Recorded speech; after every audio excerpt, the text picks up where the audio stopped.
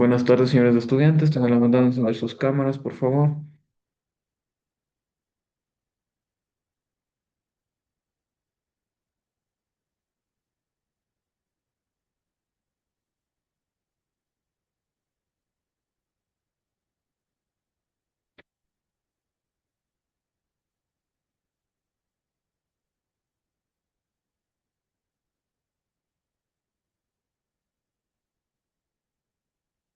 Listo, compañeros. Vamos a continuar con la lista. Barragán Gavilanes, Marily Dayana. Presente, doctor. Buenas tardes. Buenas tardes. Cáceres Espín, Ivania Brigitte.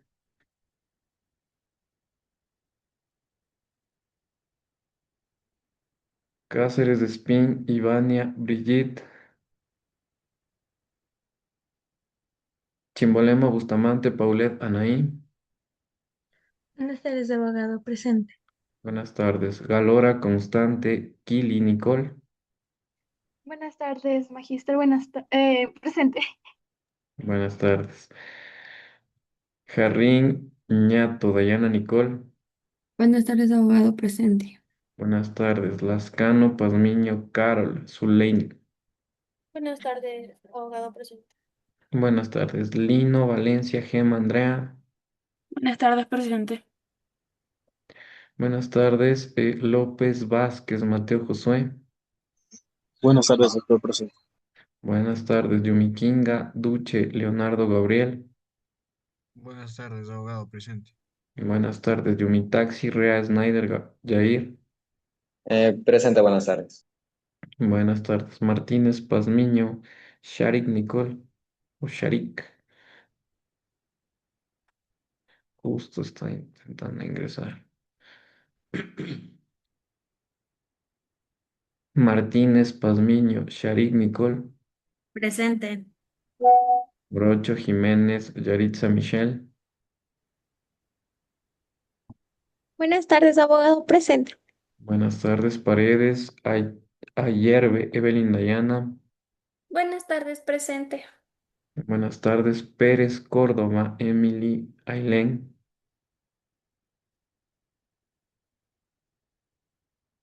Pérez, Córdoba, Emily, Ailén. Presente, abogado. Buenas tardes. No se duerman, no se duerman. Piar Puesa, Moreno, Suri, Micaela. Presente, buenas tardes. Buenas tardes, Pilatasi, Chiluisa, Damaris, Brigitte. Presente, buenas tardes. Buenas tardes, Punguil, Olivo, Kelly, Saraí. Presente, buenas tardes. Buenas tardes, Quintero de la Cruz, José Junior. Presente, buenas tardes, abogado. Buenas tardes, Rea Punina, Michelle, Micaela. Buenas tardes, presente. Buenas tardes, Rodríguez Gutiérrez, Jefferson Joan. Buenas tardes, compañero. Santos Suárez, María Fernanda. Buenas tardes, licenciado. Buenas tardes, Sisa, Míguez, Eliana, Yomaira. Buenas tardes, abogado. Presente. Buenas tardes, Soria Castro, Britney y Samar. Buenas tardes, presente. Buenas tardes, Vargas Vallejo, Keila, Alejandra. Buenas tardes, presente. Buenas tardes, Yansa Cali, Shirley, Alejandra. Buenas tardes, abogado presente. Buenas tardes, Yasuma, Yauki, Catherine, Michelle. Presente, licenciado. Buenas tardes. Buenas tardes, vuelvo a repetir, Cáceres, Espín, Ivania, Brigitte. No es culpa, ya no es culpa. A ver.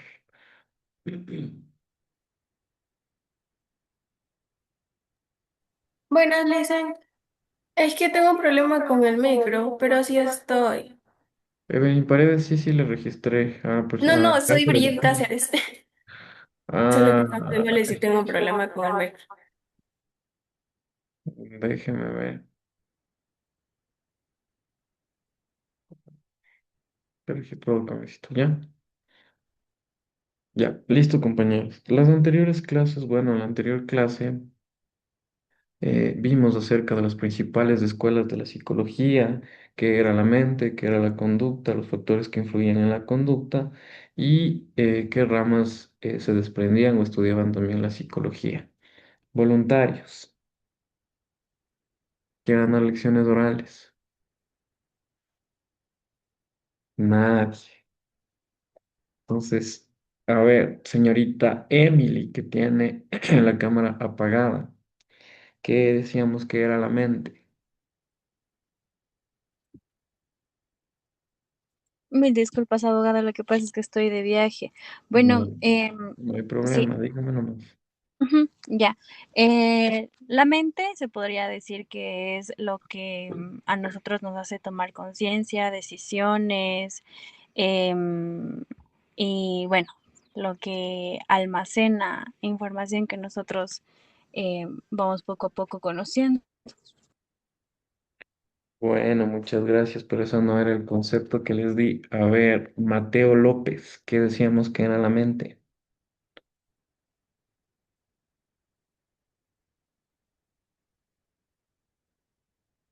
Ya le doy paso, compañera Sisa. Un momento.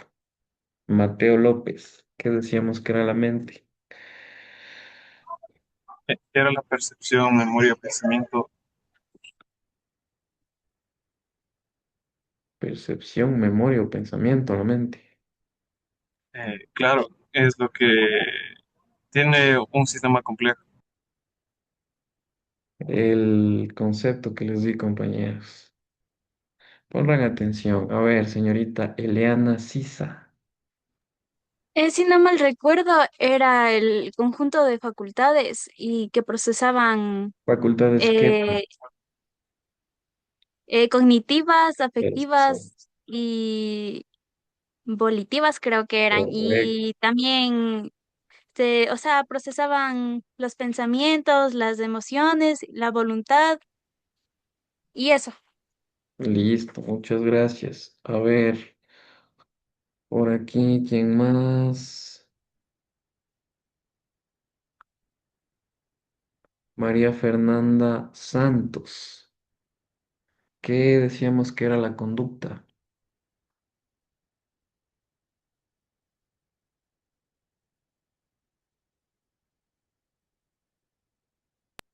Buenas tardes. Bueno, la Buenas conducta dentro de la tardes. psicología, decíamos que es como el reaccionar en las reacciones, en la forma de actuar frente a diferentes situaciones. Puede ser de pensamientos, emociones o de decisiones. Listo. A ver, ¿quién más de Team Marín? Nicole Galora. ¿Qué decíamos que era la conducta? La conducta es, como dijo mi compañera, son acciones y comportamientos que tiene un ser humano, que pueden ser conscientes o inconscientes. Listo. Bueno, decíamos que, en primer lugar, la mente era el conjunto de facultades cognitivas, afectivas y volitivas. ¿Ya? Que procesan la información para interpretar y responder el entorno. Decíamos que las facultades cognitivas eran procesos mentales que permitían procesar, almacenar y utilizar información para interactuar en el entorno. En cuanto a las facultades afectivas, decíamos que eran procesos psíquicos que reflejan la relación subjetiva del individuo con la realidad. Si necesitan que les repita los temas, me avisan. Yo entiendo de que doy la clase y ustedes toman nota. Las diapositivas que les proyecto, de igual manera les voy a subir al sistema, pero deben tomar nota de lo que estamos dando en clases ya, por favor. En cuanto a la conducta. La conducta decíamos que era cualquier acción o comportamientos, tanto observables, como lo eran físicos y verbales, como encubiertos, como eran pensamientos o emociones, que se realiza, perdón, en respuesta a los estímulos de su entorno. Decíamos que era una forma de interacción con el medio influenciada por, cierto, eso me recuerda. A ver, ¿qué factores influenciaban en la conducta? A ver, tengo en el chat. Solo la lista. Carol Suilema.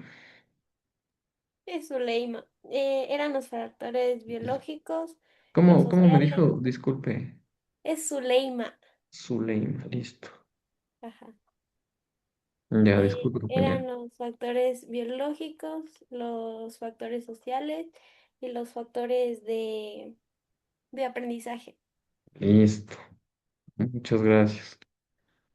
¿Qué eran los factores biológicos? A ver, algún voluntario. Leonardo Yumikinga. Bueno, los factores biológicos son predisposiciones genéticas, las que pueden ser, son características fisiológicas que influyen en la reacción emocional. Ya, ¿qué eran los factores sociales? A ver, otro compañero. Que el entorno social también influye en la conducta. Sí, correcto, pero ¿qué decíamos que eran como tal? Evelyn Paredes. Levanten la mano para darles paso, por favor. ¿Alguien más que quiera acotar algo a lo que dijo la compañera en cuanto a los factores sociales? Kelly Saraí Pungil. Los factores sociales no eran eso de lo que decían que era la familia, amigos, cultura, educación y entorno donde vive la persona, más o menos. ¿Ya? ¿Qué más decíamos? Bueno, ¿qué decíamos que eran los factores de aprendizaje? Britney Soria. Los de aprendizaje son todo lo que una persona va aprendiendo con el tiempo. Por ejemplo, las experiencias, conocimientos, los hábitos. ¿Ya? A ver, ¿qué más vimos en la anterior clase? Decíamos que la psicología se dividía en ramas, o que había ramas que estudiaban de igual manera la psicología, y si no me mal recuerdo eran 6 o 7. ¿Qué ramas eran?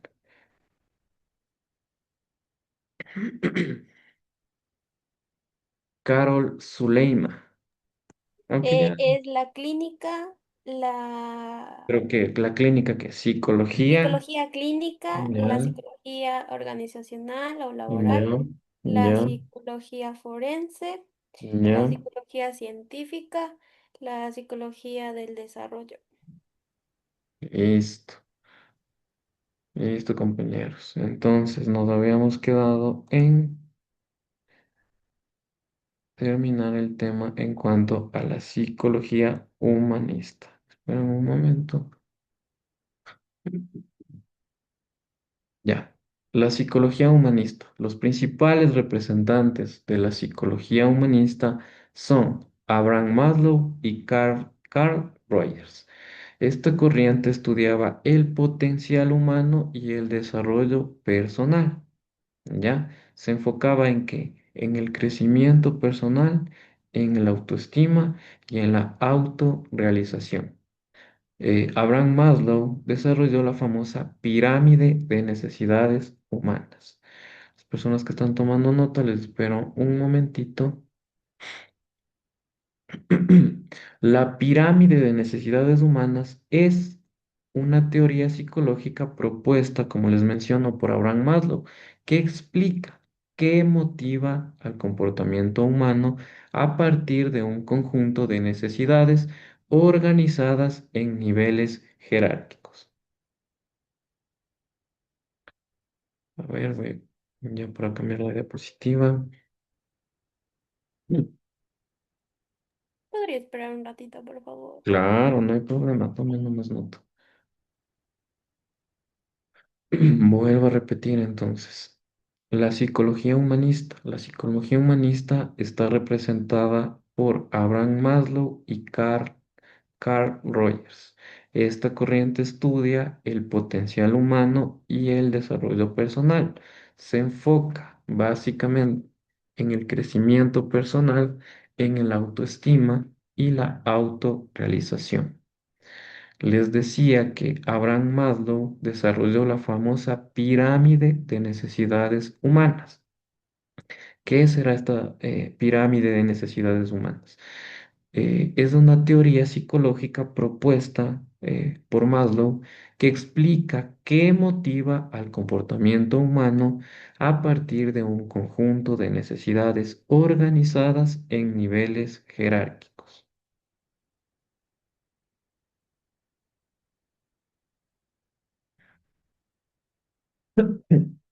En síntesis, básicamente esta pirámide es un modelo que organiza las necesidades humanas en forma de pirámide. Desde, en primer lugar, cómo se satisfacen las necesidades básicas y luego sigue avanzando hasta las necesidades más complejas o superiores. ¿Me avisan, por favor? Ya. Como pueden ver en pantalla, ahí tenemos la pirámide de necesidades humanas. En el primer nivel, ¿qué podemos observar? Necesidades fisiológicas, la base de la pirámide. ¿Cuáles serán estas necesidades fisiológicas? La alimentación, el agua, el sueño, la respiración. Como podemos ver en pantalla, el descanso, el sexo y la homeostasis. ¿Qué será la homeostasis? ¿Alguien tiene alguna idea de lo que es la homeostasis?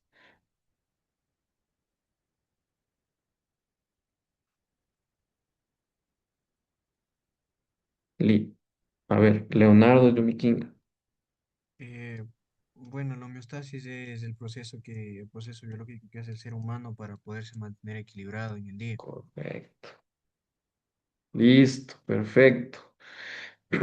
Acotando lo que dice el compañero, la homeostasis, tal cual, es un proceso biológico mediante el cual el organismo mantiene condiciones internas estables, es decir, el equilibrio. Vuelvo a repetir, la homeostasis es un proceso biológico mediante el cual el organismo mantiene condiciones internas estables, es decir, el equilibrio, a pesar de los cambios del entorno.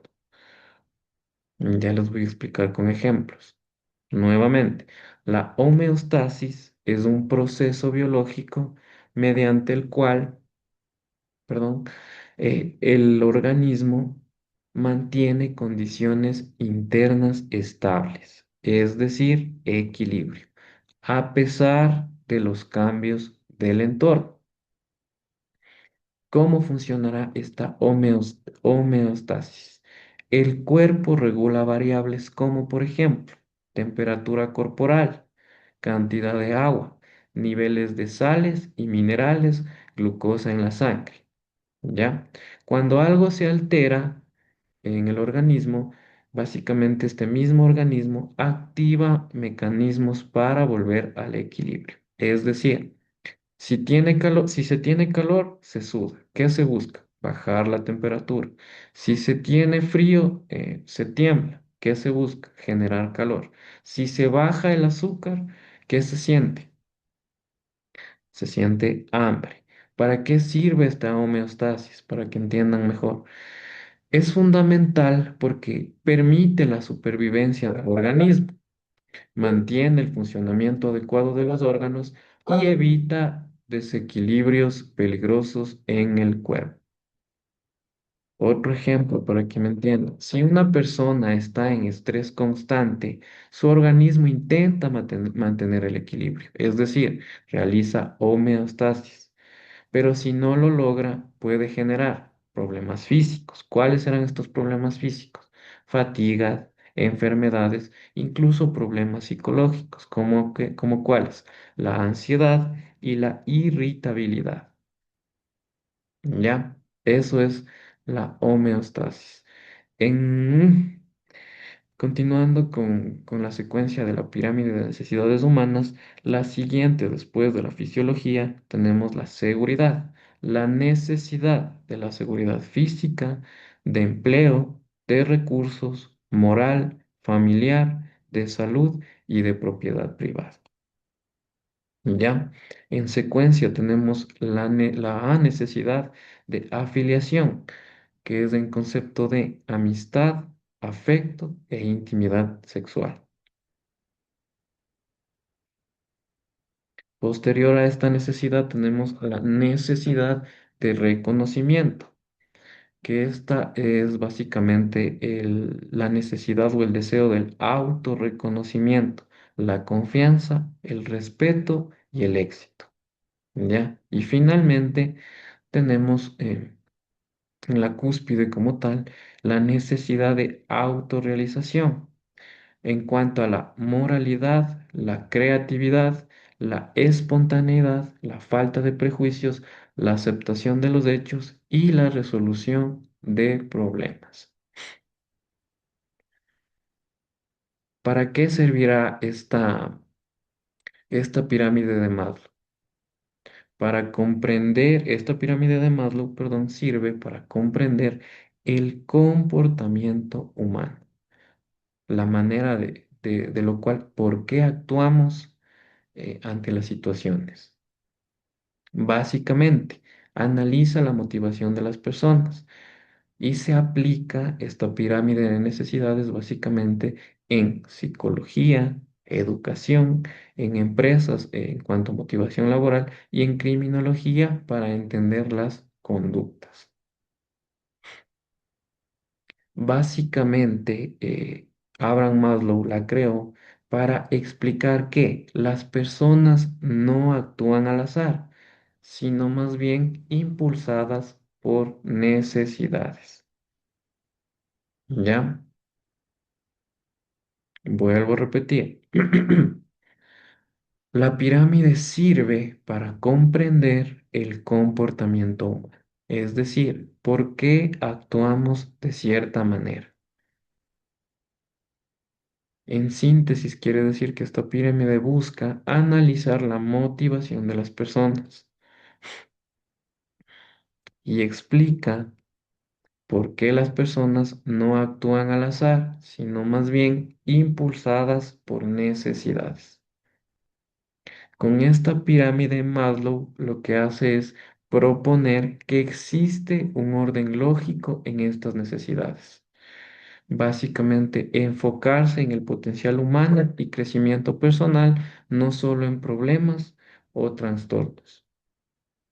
Ya, un ejemplo claro de esta pirámide de Maslow sería, básicamente, una persona que no tiene comida ni vivienda, que es el nivel básico, ¿ya? Difícilmente se preocupará por un reconocimiento, perdón, social o éxito, o un éxito profesional que vendría a ser ya los niveles superiores, ¿ya? Tenemos la psicología cognitiva. ¿Qué será esta psicología cognitiva? La psicología cognitiva estudia procesos mentales internos. Por ejemplo, la memoria, el lenguaje, la atención y el pensamiento. ¿Ya? La psicología cognitiva estudia los procesos mentales internos. Por ejemplo, la memoria, el lenguaje, la atención y el pensamiento. Se considera que la mente funciona como un sistema de procesamiento de información similar a una computadora.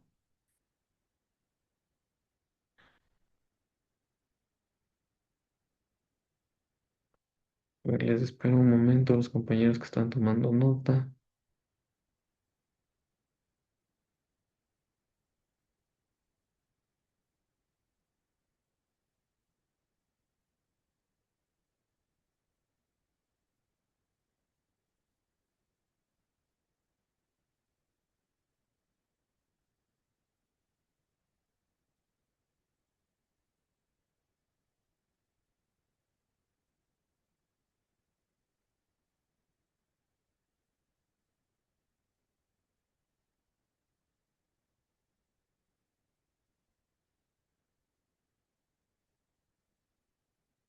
Listo. Lo que vimos la anterior clase más este pedacito que avanzamos hasta aquí es en cuanto a las corrientes psicológicas antiguas. Ahora, corrientes psicológicas modernas. Actualmente la psicología integra varias perspectivas, como son, por ejemplo, la psicología cognitivo-conductual, que estudia o se centra en el pensamiento y la conducta, y básicamente es una de las terapias más utilizadas el día de hoy, la psicología cognitivo-conductual.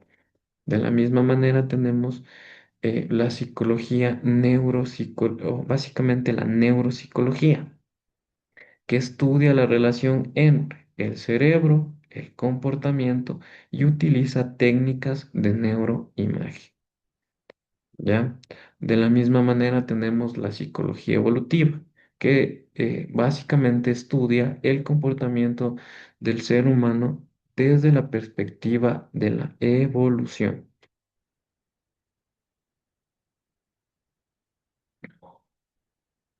Repito nuevamente, corrientes psicológicas modernas, psicología cognitivo-conductual, neuropsicología, psicología evolutiva.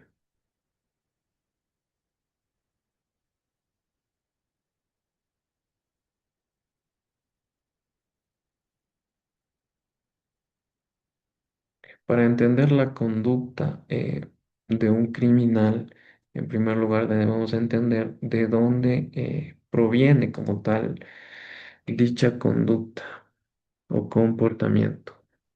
Entonces, por eso es necesario que veamos estos temas. Yo creo que si avanzamos hoy vamos a ver cómo definir a un psicópata. No sé si han escuchado ustedes o han visto o saben, o sea, visto videos, claro, eh, acerca de el monstruo de los Andes, el denominado monstruo de los Andes. ¿Alguien ha escuchado antes?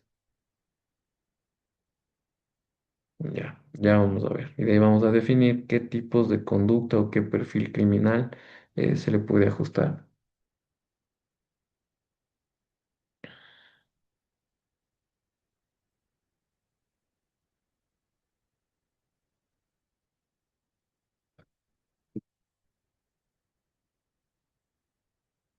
¿Ya?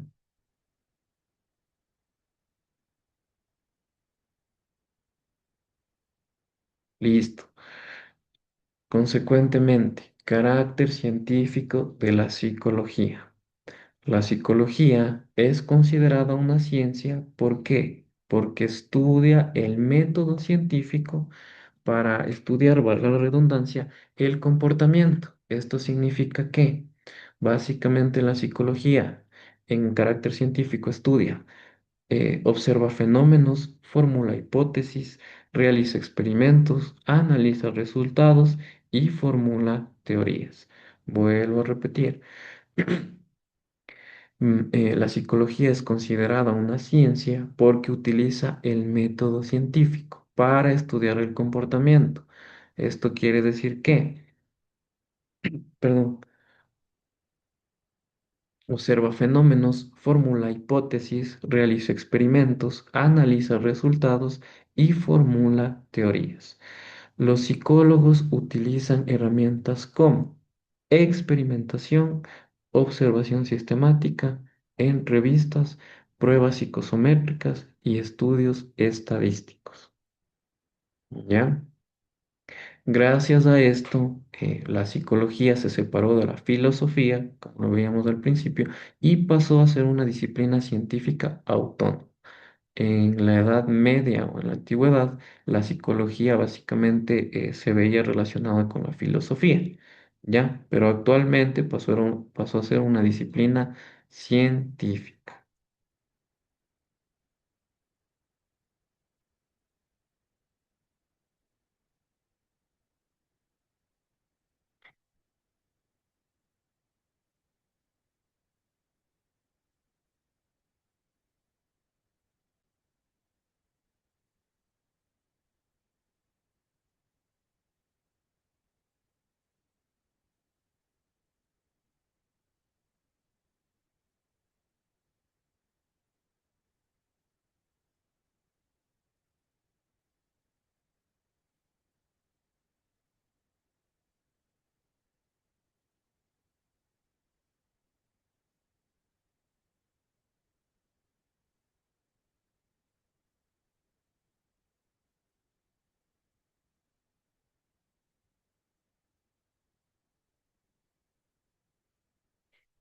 Listo.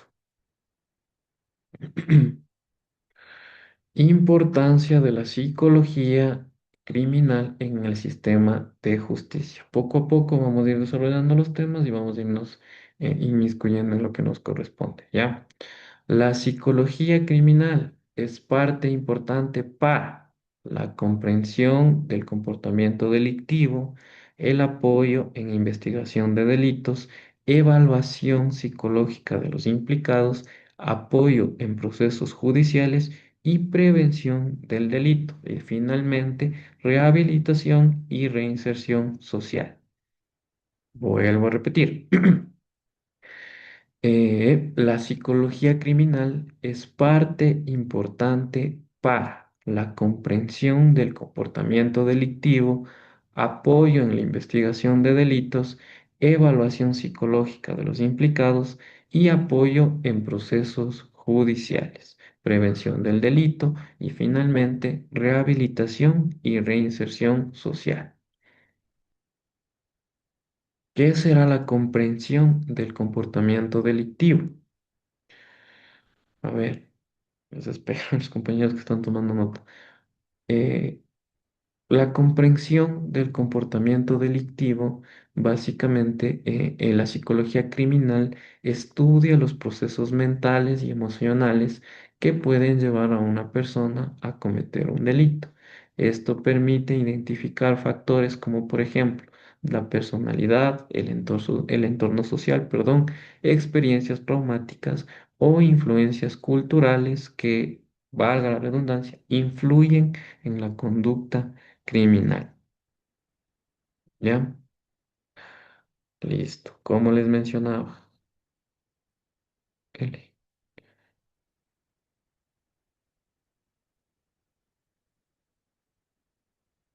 No sé qué pasó, se cerró. Bueno, como les mencionaba, en cuanto, en el primer punto, a la comprensión del comportamiento delictivo, chuta, no sé por qué.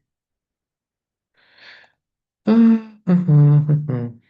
Ya. Me avisan si se visualiza, por favor.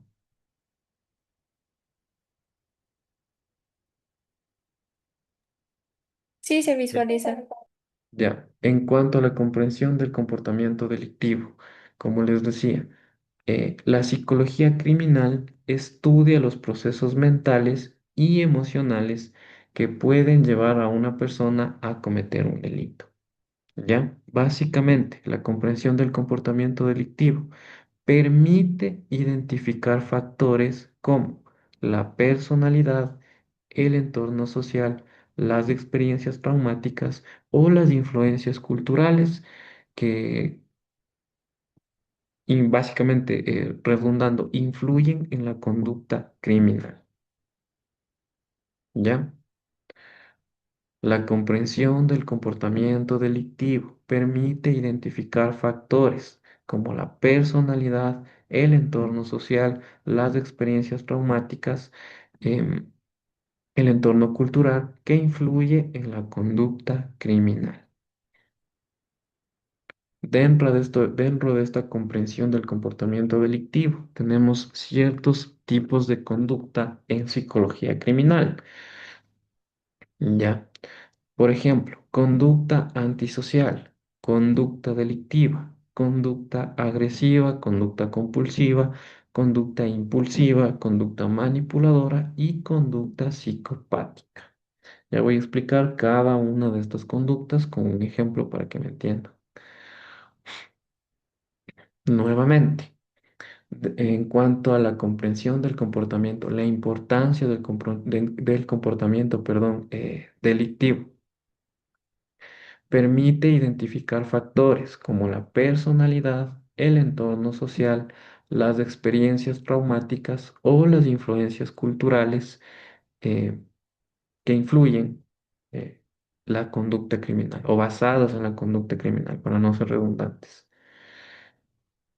Tenemos 7 tipos de conducta criminal: conducta antisocial, conducta delictiva, conducta agresiva, conducta impulsiva, conducta compulsiva, manipuladora y psicopática. ¿Ya?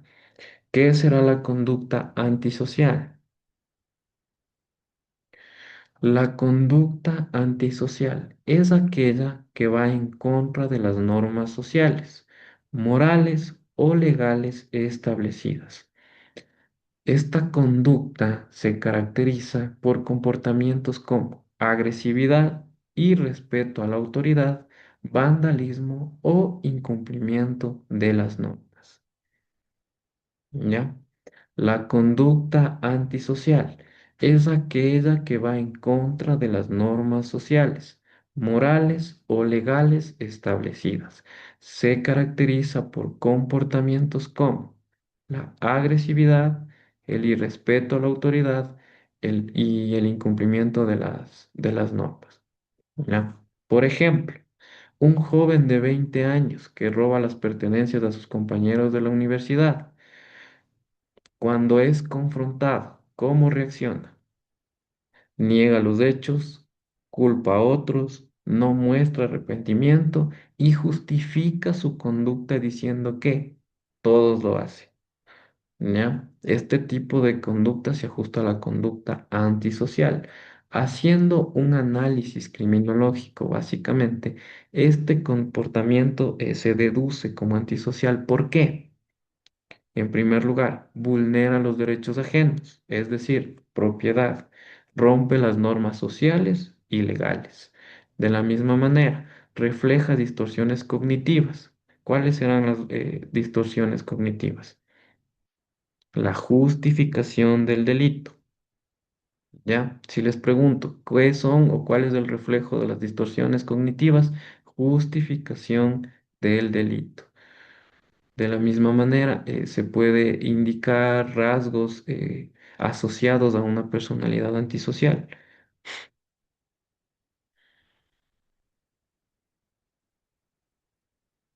En síntesis, la conducta antisocial no se trata solo de delinquir, es todo comportamiento que rompe las reglas de convivencia.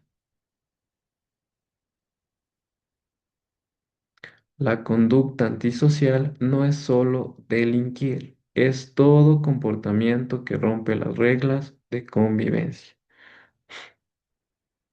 Básicamente, en psicología criminal, lo importante no solo es el acto, sino entender por qué la persona lo hace y por qué la persona muchas veces no siente culpa.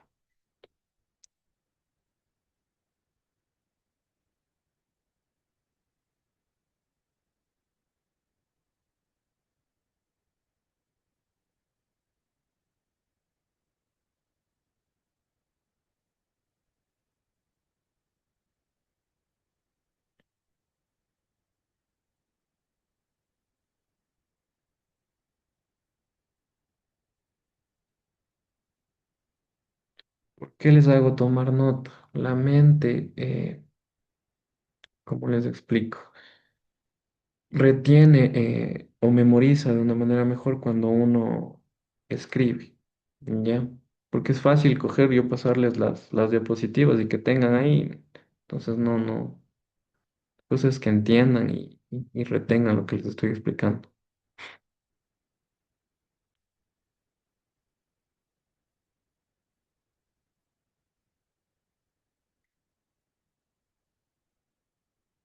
Listo. Conducta delictiva. ¿Qué será esta conducta delictiva? La conducta delictiva es el comportamiento que implica la comisión de un delito tipificado en la ley, ¿no? Esto incluye acciones como, por ejemplo, el robo, el fraude, la agresión o incluso el homicidio. Esta conducta es analizada para entender las motivaciones y circunstancias que llevaron a cometer el delito o el crimen. ¿Ya? Por ejemplo, un sujeto roba un celular en el transporte público utilizando intimidación. En cuanto al análisis criminológico, existe intencionalidad, que es decir, el dolo. ¿Ya? La persona es consciente de los actos que está cometiendo. Se vulnera el bien jurídico, es decir, como mencionábamos arriba, propiedad, ¿ya? Puede estar motivado por factores económicos o de la misma manera aprendizaje delictivo, que esto se ajustaría a los factores sociales. Y hay la plena conciencia de la ilegalidad. Esta conducta delictiva, a diferencia de la conducta antisocial, la conducta delictiva ya no solo rompe las normas sociales, sino también la ley. En este caso, el Estado aquí ya interviene con sanciones. Menciono nuevamente, conducta delictiva es el comportamiento que implica la comisión de un delito tipificado en la ley. Incluye acciones como el robo, el fraude, la agresión o el homicidio. Esta conducta es analizada para entender las motivaciones y circunstancias que llevaron eh, a cometer el delito o cometer el crimen.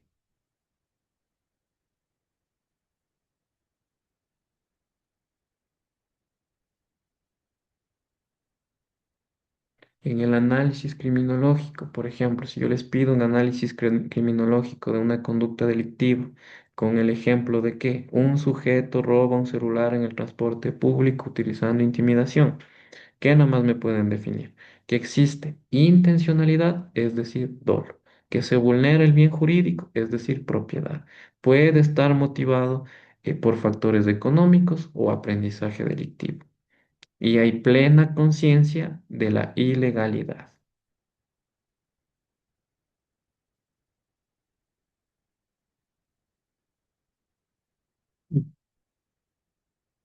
A diferencia de la conducta antisocial, esta conducta delictiva ya no solo rompe normas sociales, sino también la ley.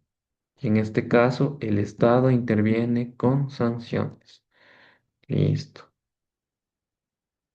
Conducta agresiva. ¿Qué será esta conducta agresiva? Se refiere a comportamientos orientados a causar daños físicos o psicológicos a otra persona. Esta conducta agresiva puede manifestarse mediante violencia física, amenazas, intimidación o maltrato verbal.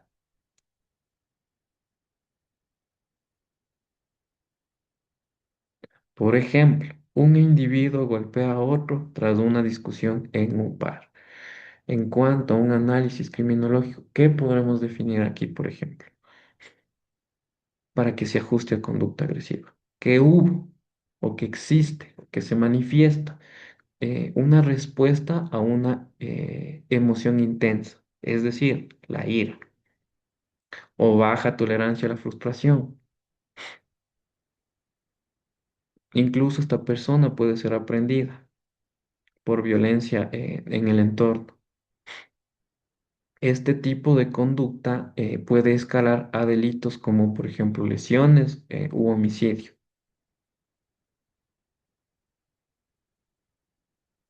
¿Ya? La agresividad es una forma de responder con violencia. No se define como un delito, pero fácilmente puede convertirse en uno.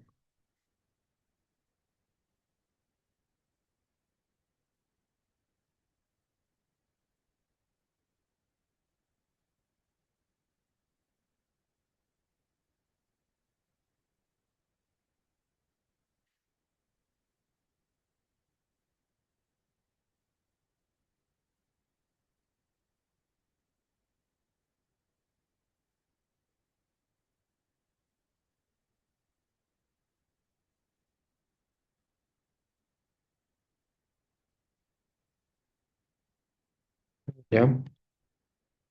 Conducta impulsiva. ¿Qué será esta conducta impulsiva?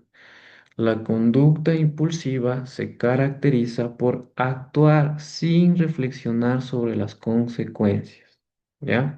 En muchos casos, los delitos cometidos bajo esta conducta ocurren de manera repentina, por emociones intensas como la ira, el miedo o la frustración, ¿ya? La conducta impulsiva se caracteriza por actuar sin reflexionar sobre las consecuencias.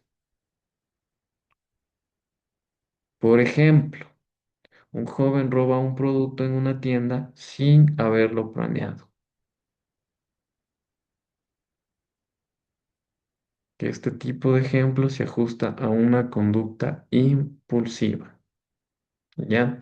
En un análisis criminológico, ¿qué podríamos determinar de esta conducta impulsiva? Que predominó, por ejemplo, la emoción sobre la razón.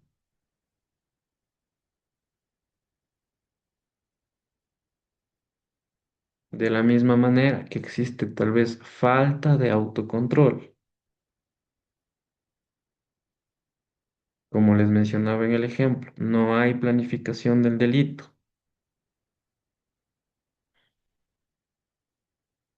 Y básicamente o generalmente hay alta probabilidad de arrepentimiento posterior. ¿Ya? La conducta impulsiva se caracteriza por actuar sin reflexionar sobre las consecuencias. La mayoría de los casos, los delitos son cometidos bajo esta conducta de manera repentina, motivados simplemente por emociones intensas como la ira, el miedo o la frustración. Dentro de un análisis criminológico les decía que se puede definir que predomina la emoción sobre la razón, que existe falta de autocontrol, que no hay planificación del delito y que existe una alta probabilidad de arrepentimiento posterior. ¿No les ha pasado a ustedes que por la ira o por la emoción actúan de manera impulsiva y después tal vez están arrepentidos? Ya. Básicamente, la conducta impulsiva ocurre cuando la persona primero actúa y piensa después. ¿Ya? Eso es la conducta impulsiva. Ahora, conducta compulsiva. ¿Qué será en cambio esta conducta compulsiva?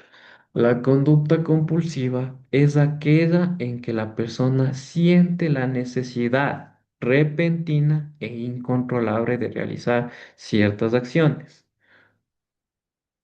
A diferencia de la impulsiva básicamente ocurría igual de manera repentina, pero motivada por emociones intensas, motivada por emociones. En cambio, la compulsiva básicamente está impulsada por la necesidad. ¿Ya? Repito, es aquella que la persona siente la necesidad repentina e incontrolable de realizar ciertas acciones. En algunos casos puede estar relacionada con delitos reiterativos.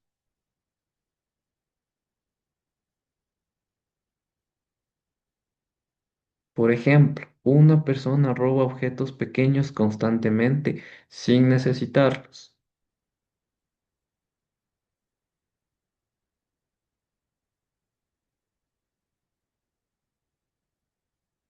Este tipo de conductas se ajustan al diario vivir de nosotros. ¿Ya? Yo pienso que alguno de ustedes o alguno de nosotros en algún momento actuamos de una manera compulsiva, ¿ya? Sentimos la necesidad repentina de realizar ciertas acciones.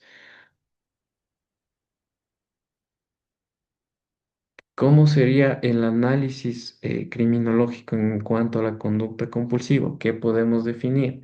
Que la conducta compulsiva no busca un beneficio económico real, uno solo lo hace en cuanto a las situaciones. ¿Ya? Es una conducta ligada a la ansiedad o a un trastorno psicológico.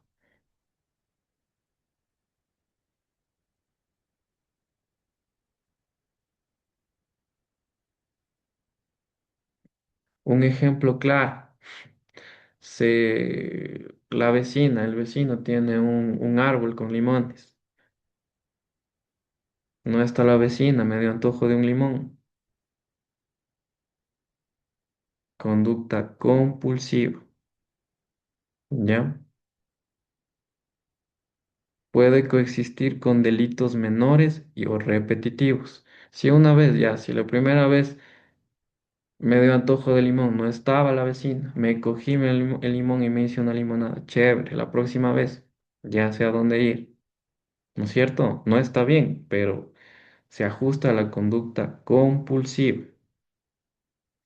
Vuelvo a repetir, en cuanto al análisis criminológico, no busca beneficio económico real, es una conducta ligada a la ansiedad o a un trastorno psicológico, se presenta como sensación de alivio momentáneo al satisfacer la necesidad y puede coexistir con delitos menores repetitivos.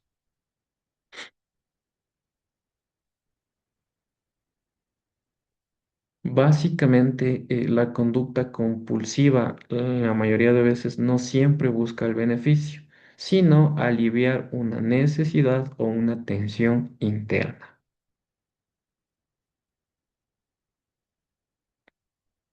¿Ya? Conducta manipuladora. A ver, ¿qué será la conducta manipuladora? La conducta manipuladora se presenta cuando el individuo utiliza el engaño, la mentira o la persuasión para obtener beneficios personales o evitar, un momento, por favor, ya, o evitar responsabilidades. Es común básicamente en los delitos como estafas o fraudes.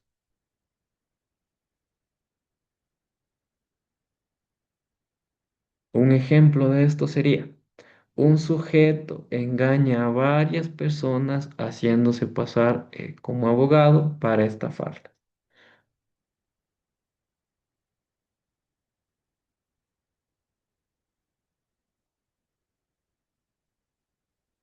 En cuanto al análisis criminológico de la conducta manipuladora, ¿qué podremos definir?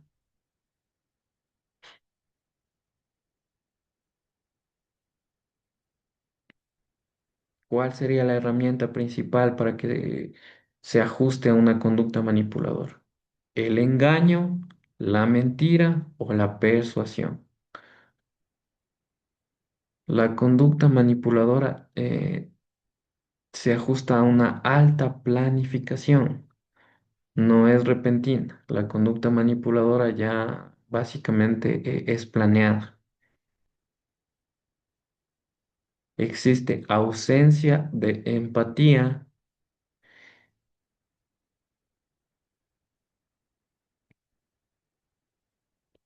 y, como les mencionaba, es frecuente en delitos como la estafa y el fraude.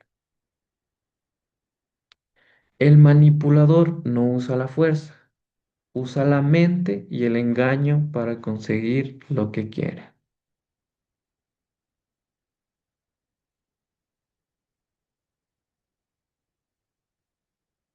La conducta manipuladora se presenta cuando el individuo utiliza el engaño, la mentira o la persuasión para obtener beneficios personales o evitar responsabilidades.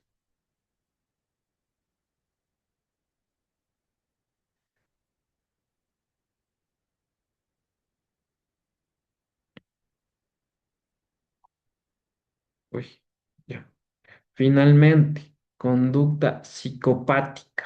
¿Qué será la conducta psicopática?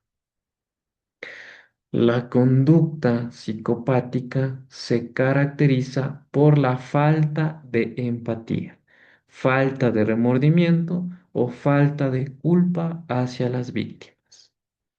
¿Ya?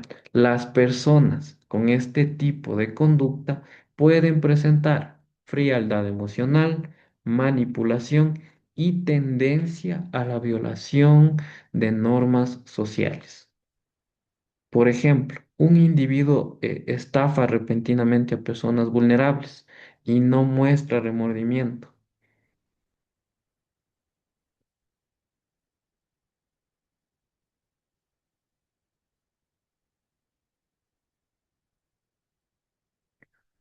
En cuanto al análisis criminológico, ¿qué podremos definir? Que esta persona no siente culpa ni remordimiento, que tiene una alta capacidad de manipulación, que puede integrarse socialmente sin ser detectado y básicamente habría también alto riesgo de reincidencia. La conducta psicopática es reincidente, tiene alta capacidad de manipulación y puede integrarse socialmente sin ser detectado. Usted aparentemente ve a una persona normal por fuera, pero no sabe cómo está aquí.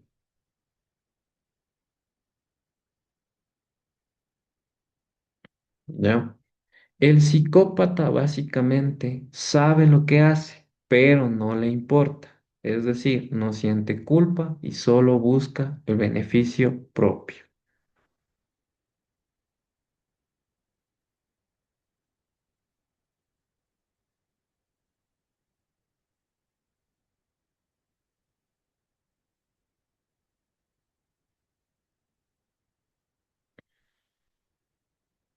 ¿Ya? En conclusión, el análisis de los diferentes tipos de conducta en psicología criminal permite comprender mejor la mente del delincuente, identificar patrones de comportamiento y apoyar procesos de investigación, prevención del delito y administración de justicia. Básicamente, en psicología criminal no solo analizamos el delito, sino el tipo de conducta que lo origina. En consecuencia, esto nos permite entender al delincuente y prevenir futuros comportamientos. ¿Ya? Al principio decíamos que la psicología criminal es parte importante para la comprensión del comportamiento delictivo y definíamos los tipos de conducta. De la misma manera, la psicología criminal es importante en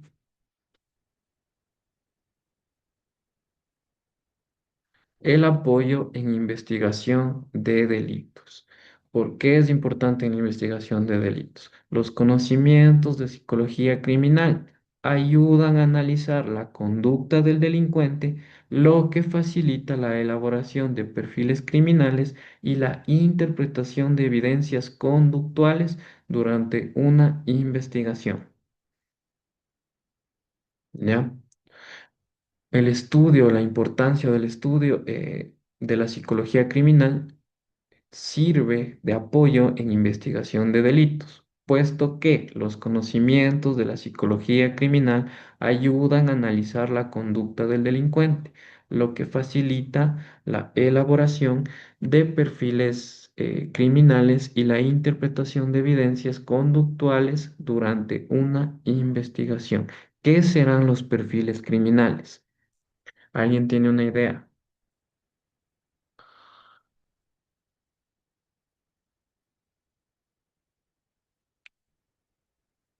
Perfiles criminales. Los perfiles criminales son una técnica de análisis eh, que busca identificar características psicológicas, conductuales y sociales de un delincuente desconocido a partir de las evidencias del crimen.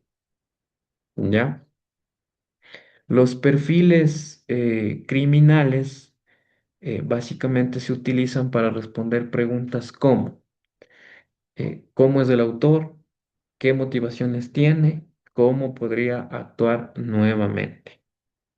Las características principales de estos perfiles criminales se basan en el análisis de la escena del crimen. Consideran el comportamiento del agresor, no identifican a una persona en específico, sino un tipo de sujeto y ayudan en la investigación y la prevención.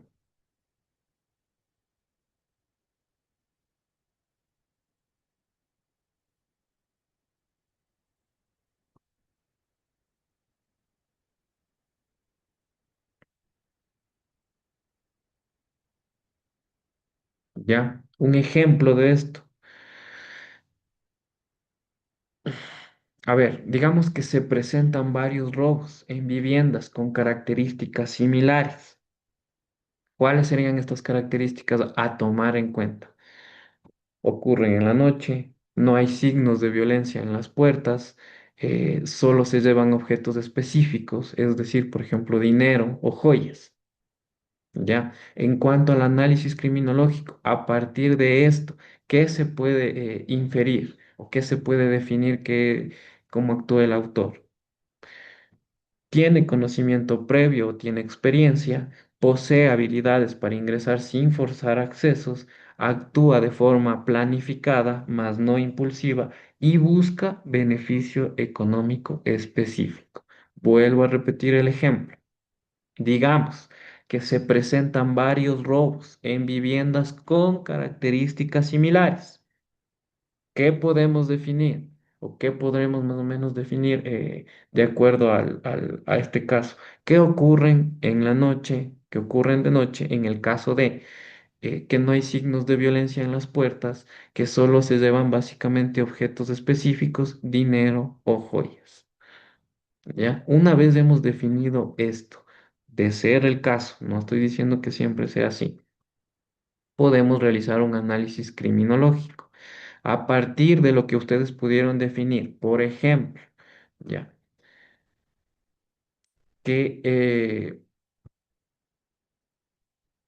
el criminal tiene conocimiento previo o experiencia, que posee habilidades para ingresar sin forzar accesos, que actúa de forma planificada, mas no impulsiva, y que busca beneficio, que busca básicamente un beneficio económico, ya específicamente.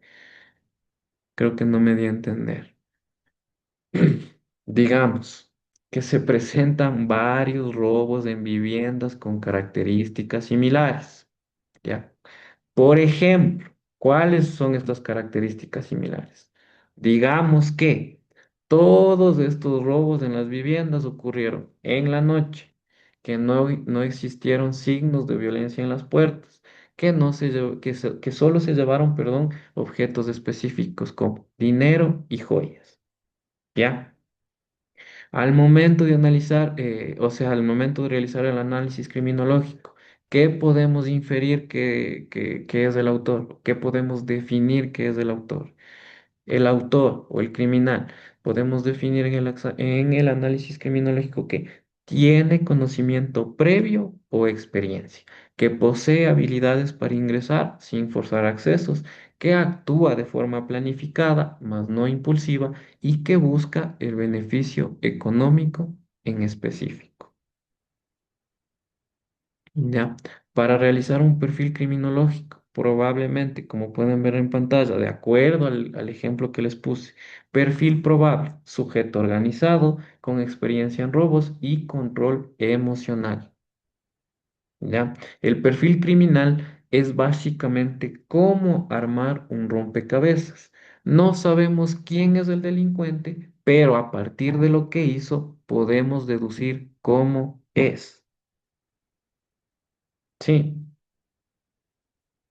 Otro ejemplo, en un caso de agresiones repetidas con el mismo patrón, digamos, el mismo tipo de víctimas, y yo qué sé, mujeres, ¿ya? El mismo lugar, un lugar en específico, un parque, mismo modo de actuar.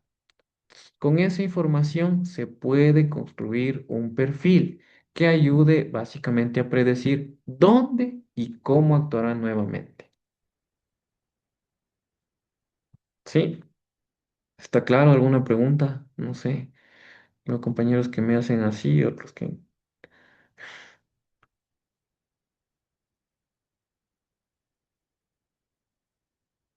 Ya, continúo entonces. Evaluación psicológica de los implicados. Los especialistas pueden realizar evaluaciones psicológicas a sospechosos, víctimas y testigos. Estas evaluaciones ayudan a determinar credibilidad de los testimonios, el estado mental de los involucrados y posibles trastornos psicológicos.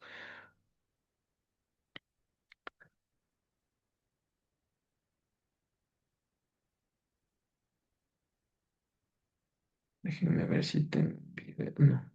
Bueno. Evaluación psicológica de los implicados. ¿Para qué sirve o qué propósito tiene esta evaluación psicológica de los implicados? Los especialistas realizan evaluaciones psicológicas a los sospechosos, víctimas y testigos. ¿Para qué sirven o cuál es la intención de estas evaluaciones psicológicas? Ayudan a determinar la credibilidad de los testimonios, el estado mental de los involucrados y posibles trastornos psicológicos. De la misma manera, el estudio de la psicología criminal sirve de apoyo en procesos judiciales, como les mencionaba al principio. Los psicólogos criminales pueden actuar como peritos en los tribunales, eh, proporcionando informes técnicos que ayuden a los jueces y fiscales a comprender aspectos psicológicos relevantes en un caso.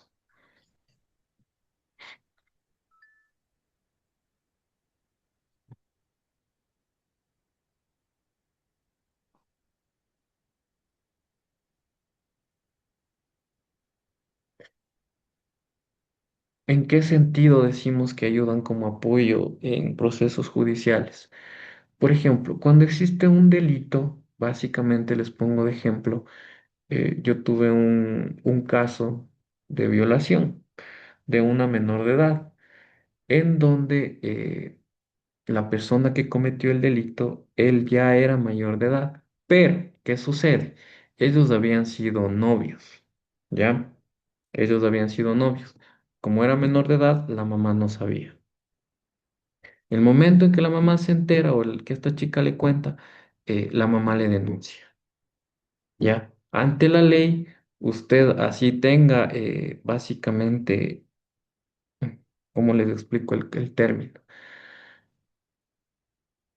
Así usted tenga pleno conocimiento o permita básicamente la relación está está en contra de la ley. La ley determina que una persona mayor de edad no puede tener relación con una persona menor. En este caso, en ese tiempo, la niña tenía, no alcanzaba como ni siquiera adolescente, tenía 13 años, era una niña.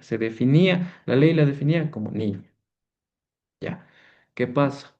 Que a pesar de tener consentimiento de la chica, ellos tenían relaciones sexuales y ese tipo de cosas.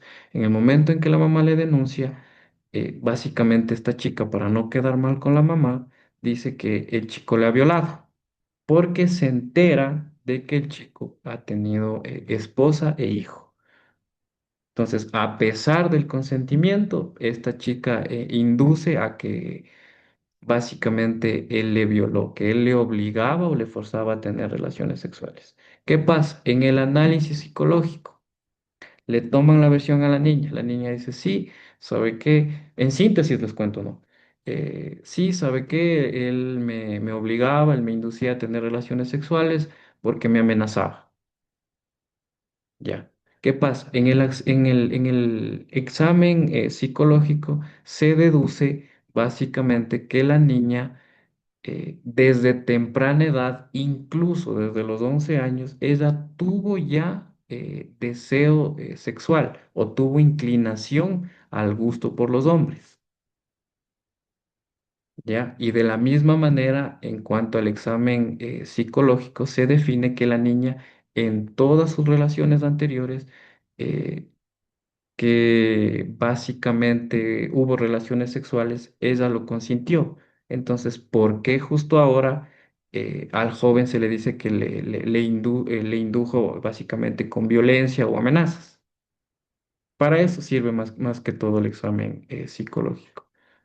Ya, por eso decimos que sirve como apoyo en procesos judiciales, porque los informes técnicos ayudan a los jueces o fiscales a comprender aspectos psicológicos relevantes en un caso. Ya, en un caso no solo basta coger y denunciar, coger y demandar y decir, listo, yo cogí, demandé, cogí, denuncié y se acabó. Por ejemplo, en ese tipo de casos que les comento, se realizan pericias o exámenes o informes psicológicos y ginecológicos. El examen psicológico, un examen ginecológico bien, perdón, psicológico bien realizado puede cambiar incluso el tipo penal. Ya, tal vez a este joven ya no le imputen como violación, sino como acoso sexual, que son menos daños. He ahí la importancia de un buen informe psicológico. De la misma manera, en cuanto a prevención del delito. El estudio de los factores, básicamente la prevención del delito, el estudio de los factores que influyen en la conducta criminal permite desarrollar programas de prevención del delito orientados a reducir conductas de riesgo en la sociedad. Ya, esto no es tan relevante. En cuanto a rehabilitación y reinserción social, la psicología criminal también contribuye al diseño de programas de tratamiento y rehabilitación para personas privadas de libertad, con el objeto de reducir la reincidencia y facilitar su reintegración a la sociedad. Sí, básicamente, en conclusión, la psicología criminal es una herramienta clave para el sistema de justicia, ya que permite comprender la conducta delictiva, mejorar las investigaciones, apoyar las decisiones judiciales y contribuir a la prevención y rehabilitación eh, como tal del delito.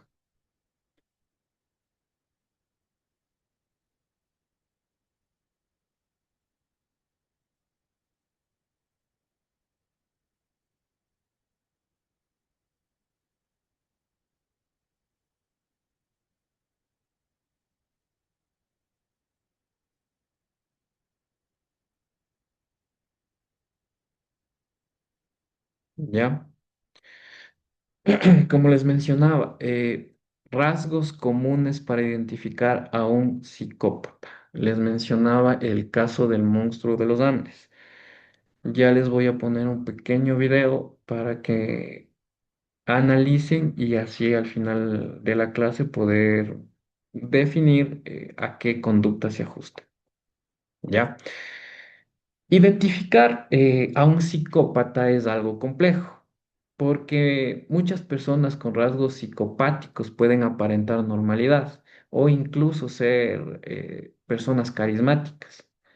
En psicología criminal, el término suele relacionarse con rasgos del trastorno antisocial de la personalidad, caracterizado por patrones persistentes de manipulación, falta de empatía y desprecio por las normas sociales. ¿Sí?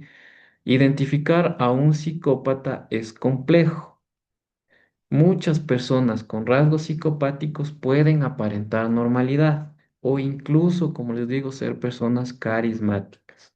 En psicología criminal, el término suele relacionarse con, o sea, el término psicópata suele relacionarse con rasgos del trastorno antisocial de la personalidad, caracterizado por patrones persistentes de manipulación, falta de empatía y desprecio por las normas sociales. Ya, los rasgos comunes para identificar a un psicópata son falta de empatía, encanto superficial, manipulación y mentira frecuente, falta de remordimiento o culpa, conducta impulsiva o irresponsable, tendencia a violar normas o leyes y frialdad emocional. Ya, las personas psicópatas o con rasgos de psicopatía. Básicamente suelen ser carismáticos, incluso seguros de sí mismos y persuasivos. Utilizan estas cualidades para manipular o ganarse la confianza de los demás. Sí, en cuanto a la... Uy, ahí se me... Bien. En cuanto a la falta de empatía. Tienen dificultad para comprender o sentir el dolor de las otras personas. Pueden causar daño sin sentir culpa o remordimiento. En cuanto a la falta de empatía, tienen dificultad para comprender o sentir el dolor de otras personas. Incluso pueden causar daño sin sentir culpa o remordimiento.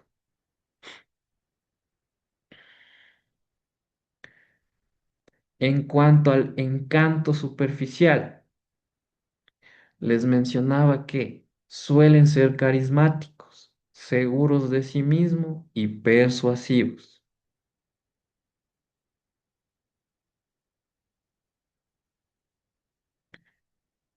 Utilizan estas cualidades para manipular o ganarse la confianza de los demás.